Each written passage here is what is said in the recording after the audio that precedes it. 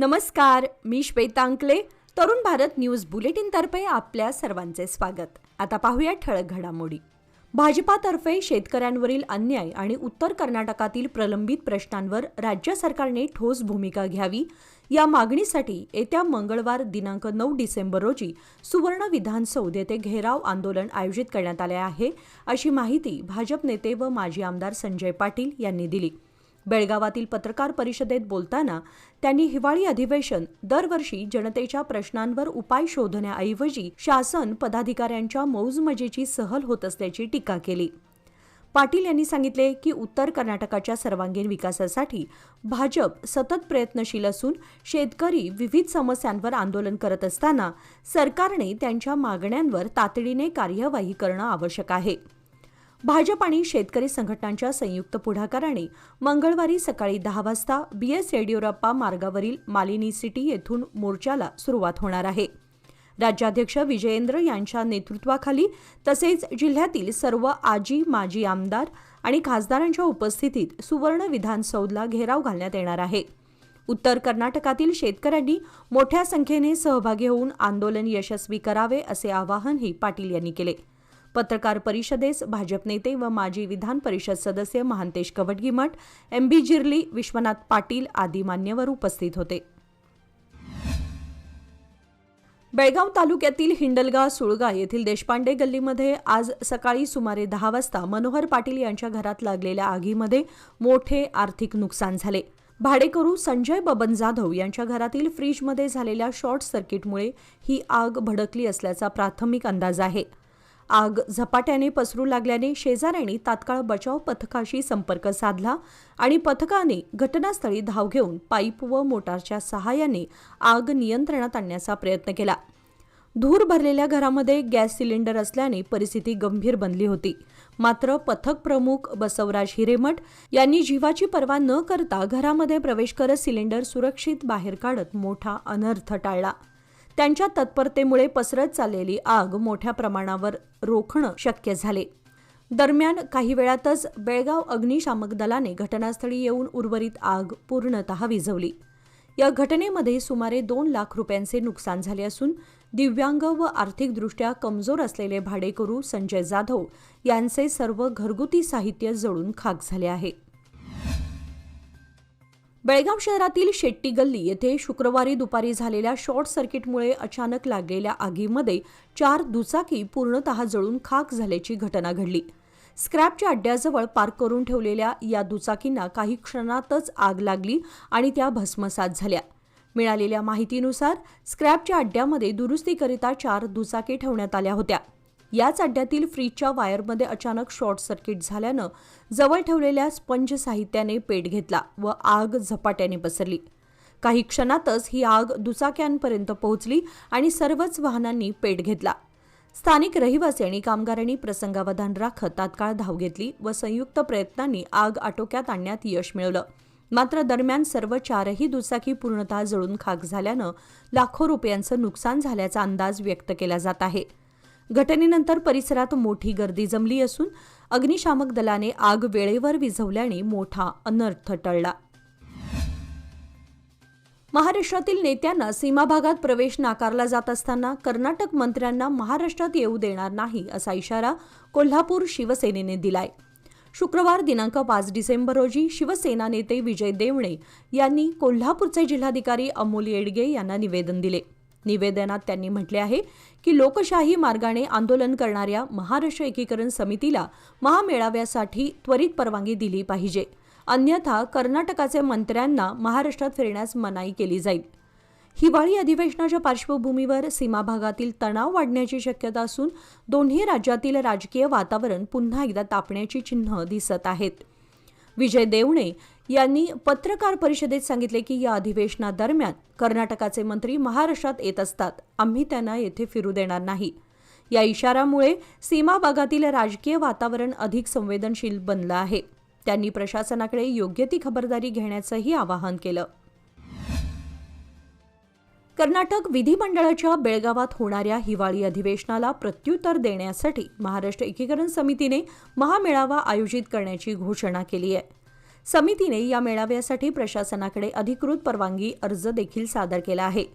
बुधवारी खडेबाजार एसीपी कार्यालयात कायदा व सुव्यवस्था विभागाचे पोलीस उपायुक्त नारायण बर्मणी यांनी समितीच्या नेत्यांशी चर्चा केली. त्यांनी उपस्थित नेत्यांना 8 डिसेंबर रोजी तुम्ही नेमकं काय करणार आहात असा प्रश्न विचारला. यावेळी समिती नेत्यांनी मेळावा आयोजित करणार असल्याचे सांगितले आणि परवानगी दिलीत किंवा न दिलीत तरी मेळावा हा होणारच अशी स्पष्ट भूमिका मांडली.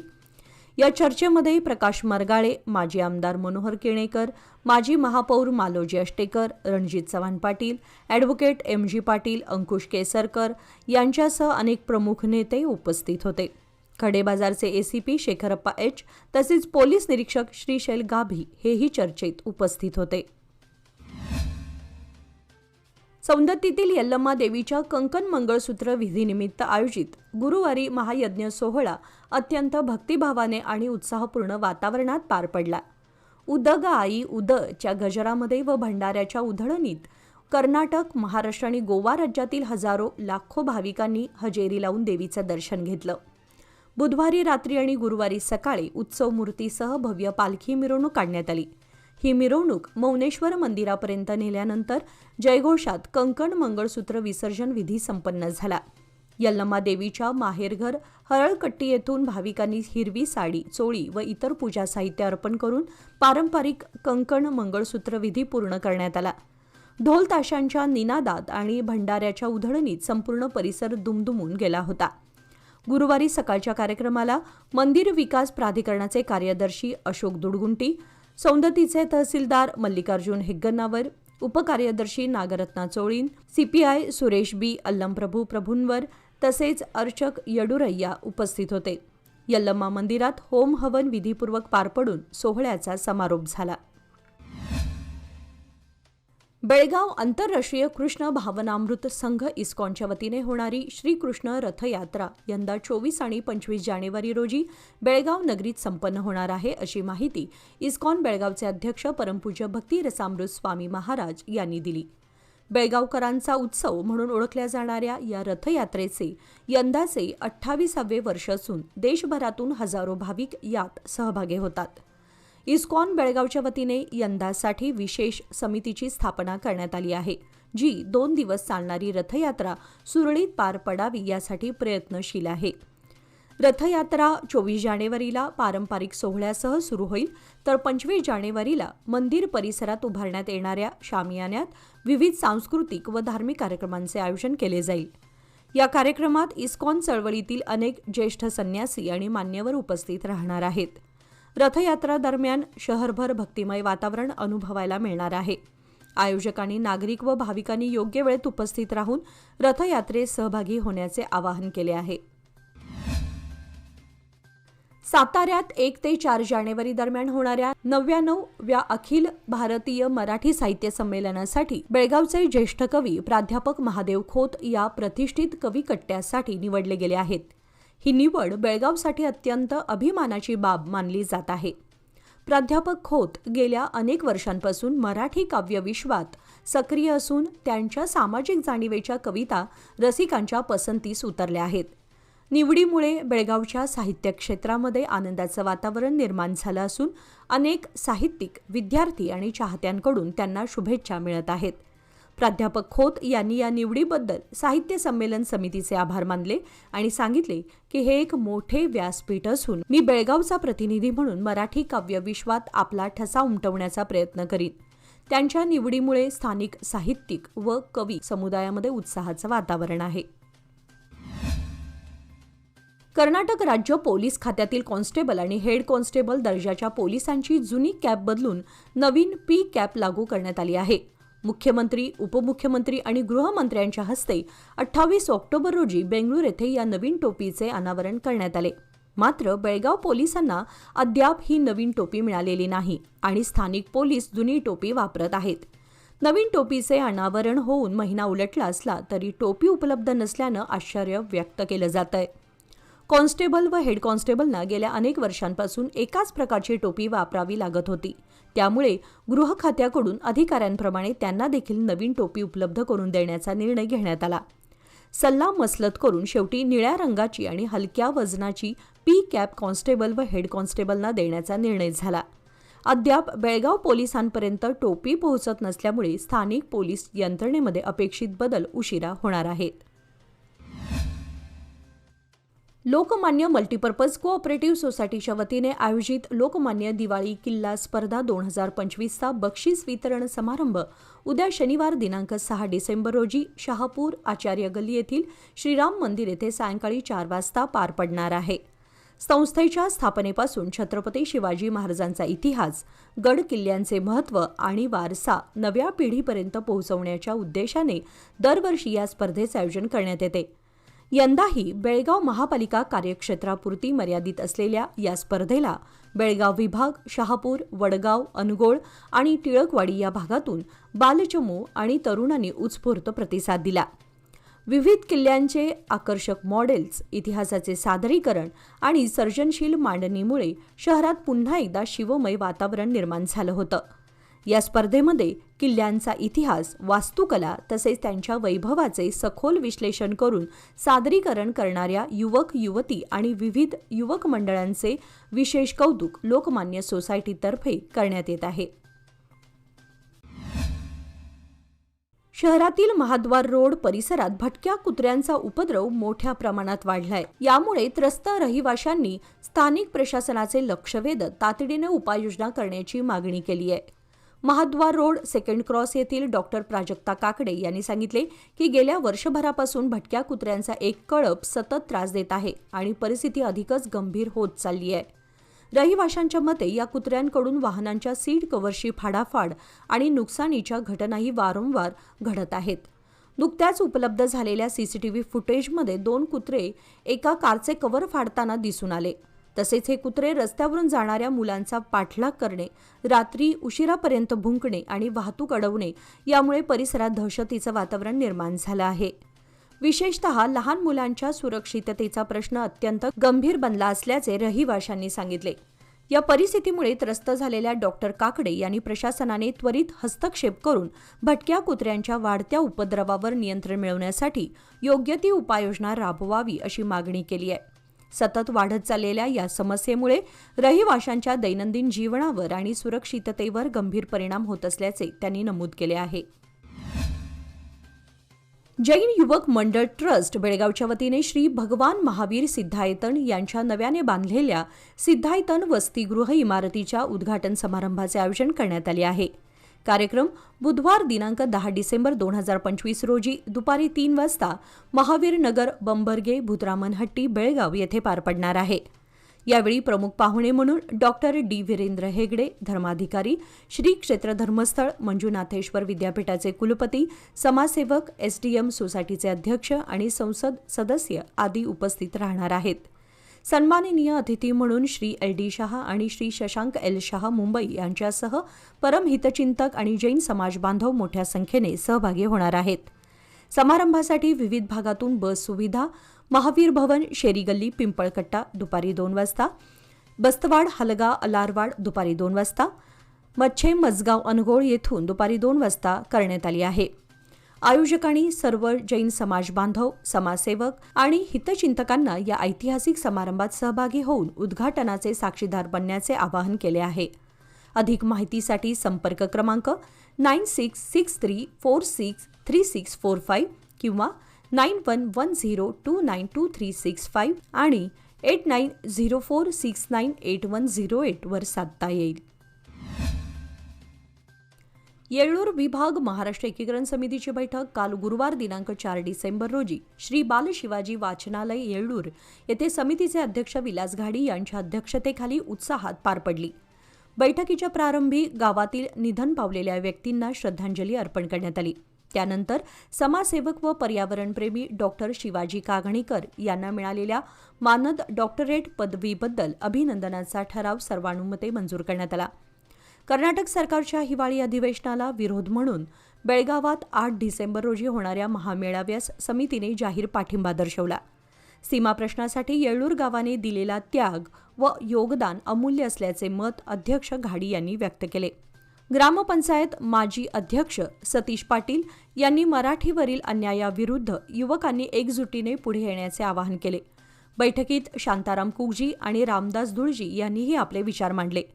बैठकीस ग्रामपंचायत सदस्य शिवाजी नांदुरकर, रमेश मेंडसे, ग्रामपंचायत सदस्या शालन पाटील, मनीषा घाडी, मनोहर पाटील, परशुराम घाडी, मनोहर सी पाटील, मधु पाटील, लक्ष्मण छत्रांनावर, शुभम जाधव, सिद्धार्थ पाटील यांच्यासह अनेक समितीनिष्ठ कार्यकर्ते मोठ्या संख्येने उपस्थित होते. दिवाळी दरम्यान रामनगर बेळगाव मार्गावरील होंडा शोरूममधून चोरीस गेलेल्या 2 नवीन ॲक्टिव्हांपैकी एक अखेर शोरूम मालकाच्या सततच्या शोधामुळे बेळगावातील केएलई हॉस्पिटलच्या पार्किंगमध्ये सापडली. सीसीटीव्ही फुटेजनुसार चोरी झालेली दुचाकी गणेबैल टोल नाका ओलांडून बेळगावच्या दिशेने गेल्याचे दिसत होते आणि त्यानुसार रामनगर पोलीस स्थानकात तक्रार नोंदवण्यात आली होती. अनेक दिवसांनंतर शोरूम मालक अमित देसाई आणि त्यांचे नातलग सागर देसाई यांनी स्वतः शोध मोहीम राबवून एक दुचाकी हॉस्पिटलच्या पार्किंगमध्ये शोधून काढली. दुचाकी ताब्यात घेत असताना तेथे संशयित चोरटा दिसला आणि स्थानिकांनी त्याला पकडताच त्याने सुरुवातीला उडवाउडवीची उत्तरे दिली. मात्र पुढील चौकशीत शेवटी त्याने गुन्ह्याची कबुली दिली. पोलिसांच्या तपासात त्याने दुसरी ॲक्टिवा आपल्या घरी असल्याचे सांगितले आणि या चोरीत खादरवाडी व गुंजी येथील आणखी 2 साथीदार सहभागी असल्याचे सांगितले. तपासात हेही समोर आले आहे की 3 जण बेळगावातून रात्री 10 वाजता निघाले, मध्यरात्री शोरूम फोडली आणि पहाटे 3 वाजता त्यांनी दोन्ही दुचाक्या घेऊन पुन्हा बेळगावात परतले. घटनेची माहिती मिळताच पोलिसांनी संशयिताला ताब्यात घेत पुढील तपास सुरू केला आहे. कर्नाटकातून गोव्याकडे गोमांस तस्करीवर बंदी असतानाही गुरुवारी चोरट्या मार्गाने मोठ्या प्रमाणात गोमांस वाहतूक केल्याची घटना उघडकीस आली आहे. रामनगर पोलिसांनी अनमोड मार्गे गोव्याच्या दिशेने नेण्यात आलेली 416 किलो गोमांस आणि इनोव्हा कार क्रमांक GA08A5193 ही कार जप्त केली. यापूर्वी पिकअप किंवा पॅक बंद वाहनांमधून रात्रीच्या अंधाराचा फायदा घेत गोमांस नेले जात असे. मात्र तपासणी वाढल्यामुळे आता महागड्या कार्समध्ये दिवसाढवळ्या तस्करीचे प्रकार वाढलेत. गुरुवारी मोलम परिसरामध्ये श्रीराम सेना आणि बजरंग दलाच्या कार्यकर्त्यांनी वाहन थांबवण्याचा प्रयत्न केला, परंतु चालकाने गाडी वेगाने धार बांदोडा दिशेने घेतल्यानंतर यू टर्न घेऊन अनमोडकडे पलायन केले. चालकाने इनोव्हा रस्त्याच्या कडेला थांबून पळ काढल्याने पोलिसांनी वाहन ताब्यात घेत टोईंग करून रामनगर पोलीस स्थानकात आणले. जप्त केलेल्या गोमांसाची किंमत अंदाजे 1,45,600 रुपये इतकी असून इनोव्हा कारची किंमत सुमारे 3 लाख रुपये आहे. पोलिसांनी पंचनामा करून कारचे दरवाजे तोडून गोमांस बाहेर काढले असून पुढील तपास सुरू आहे. बेळगावातील सिव्हिल हॉस्पिटलच्या पार्किंगमधून 18 नोव्हेंबर रोजी पहाटे चोरट्यांनी एक दुचाकी चोरी केली होती. संपूर्ण घटना सीसीटीव्ही कॅमेऱ्यात स्पष्टपणे कैद झाली असून या प्रकरणी कंगराळी केएच येथील सतीश मुदकेकर यांनी एपीएमसी पोलीस स्थानकात तक्रार नोंदवली आहे. मात्र तक्रार दाखल होऊन 15 दिवस उलटूनही पोलिसांकडून कोणतीही ठोस कार्यवाही झालेली नाही. उलट उडवाउडवीची उत्तरे दिली जात असल्याचा आरोप मुदकेकर यांनी केलाय. चोरीला गेलेली दुचाकी क्रमांक KA22Y6732 असून अद्याप चोराचा कोणताही मागोवा लागलेला नाही. या घटनेनंतर नागरिकांकडून पोलिसांनी अशा प्रकारच्या अपराधांमध्ये तात्काळ आणि प्रभावी कारवाई करावी अशी जोरदार मागणी केली जात आहे. जानेवारी महिन्यात आयोजित होणाऱ्या 12व्या सतीश शुगर्स क्लासिक 2026 किताबासाठीच्या जिल्हा आणि राज्यस्तरीय शरीर सौष्ठव स्पर्धेचा पोस्टर अनावरण समारंभ नुकताच मोठ्या उत्साहात पार पडला.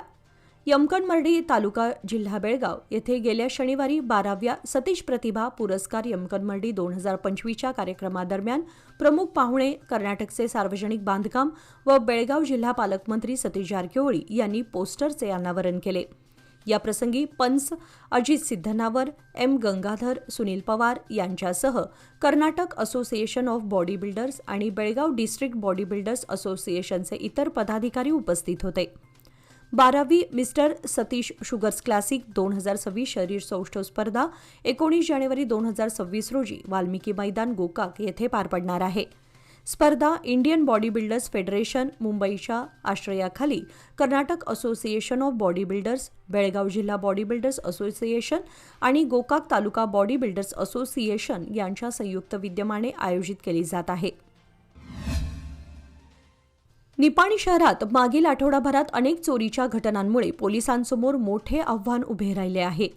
अष्टविनायक नगर, शिवाजीनगर आणि पंतनगरमध्ये लाखो रुपयांचा मुद्देमाल चोरांनी लंपास केल्यानंतर आता बस स्थानक परिसरातील हेरवाडे कॉम्प्लेक्समध्ये संजय लाखे यांच्या मालकीच्या स्क्रॅप दुकानाचे शटर तोडून 4 लाख रुपयेपेक्षा जास्त मूल्याचा माल चोरीला गेला.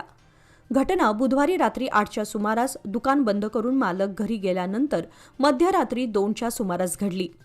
तांब्याची तार, स्टील आणि इतर भंगाराचे साहित्य चोरीला गेले असून ही चोरी गुरुवारी सकाळी उघडकीस आली. संजय लाखे यांनी बसवेश्वर चौक पोलीस स्थानकात तक्रार नोंदवली असून पोलीस तपास सुरू आहे.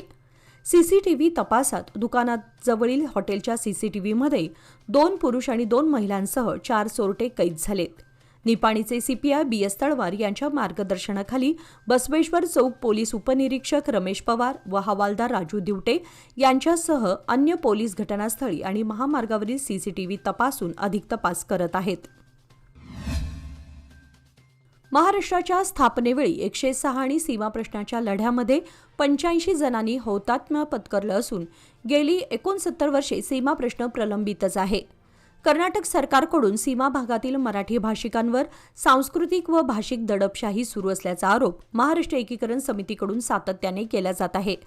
या पार्श्वभूमीवर महाराष्ट्रातील मंत्री व लोकप्रतिनिधींना कर्नाटकात प्रवेशबंदी केल्याच्या कथित असंविधानिक कारवाईला उत्तर म्हणून कर्नाटकच्या मंत्र्यांनाही महाराष्ट्रात प्रवेशबंदी करावी अशी मागणी युवा शिवसेनेचे जिल्हाध्यक्ष राकेश खोंद्रे यांनी जिल्हाधिकाऱ्यांना निवेदनाद्वारे केली. सीमाप्रश्नी दाखल केलेल्या 2004 मधील न्यायालयीन याचिकेची सुनावणी 21 जानेवारी 2026 रोजी होणार आहे. दरम्यान 8 डिसेंबर 2025 पासून बेळगाव येथे सुरू होणाऱ्या कर्नाटक विधिमंडळाच्या हिवाळी अधिवेशनाच्या पहिल्या दिवशी महाराष्ट्र एकीकरण समितीने सीमावासियांचा मेळावा आयोजित करण्याची घोषणा केली आहे.